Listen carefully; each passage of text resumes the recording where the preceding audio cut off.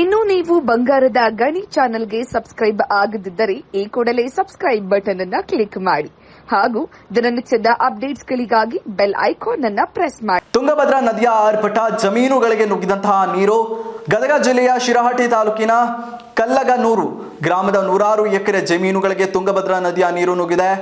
ಕಳೆದ 1 ತಿಂಗಳಿನಿಂದ ಮುಂಗಾರು ಮಳೆಯು ಚುರುಕುಗೊಂಡ ಪರಿಣಾಮವಾಗಿ ಹಾಗೂ ತುಂಗಭದ್ರಾ ನದಿಗೆ ಹೆಚ್ಚುವರಿಯಾಗಿ 1 ಲಕ್ಷ ಕ್ಯೂಸೆಕ್ ನೀರನ್ನು ಬಿಟ್ಟಿರುವ ಕಾರಣ ತುಂಗಭದ್ರಾ ನದಿಯು ಈಗ ಮೈದುಂಬಿ ಹರಿಯುತ್ತಿದೆ. ನದಿ ತೀರದ ಗ್ರಾಮಗಳಾದಂಥ ಕಲ್ಲಗನೂರು, ತೊಳಲಿ, ಹೊಳೆಯಿಟಗಿ ಹಾಗೂ ಸರಸವಾಡ ಗ್ರಾಮಗಳ 100 ಎಕರೆ ಜಮೀನುಗಳಲ್ಲಿ ನದಿಯ ನೀರು ನುಗ್ಗಿದ ಪರಿಣಾಮವಾಗಿ ಭತ್ತದ ಫಸಲು ನಾಶವಾಗಿದೆ. ಒಟ್ಟಾರೆಯಾಗಿ ಇಲ್ಲಿನ ನದಿ ಪಾತ್ರದ ಗ್ರಾಮಗಳ ಜನರಿಗೆ ಮೈತುಂಬಿ ಹರಿತಾ ಇರುವಂತಹ ನದಿಯನ್ನ ನೋಡಿ ಒಂದೆಡೆ ಸಂತಸವಾದ್ರೆ ಇನ್ನೊಂದೆಡೆ ಪ್ರವಾಹದ ಭೀತಿ ಎದುರಾಗಿದೆ.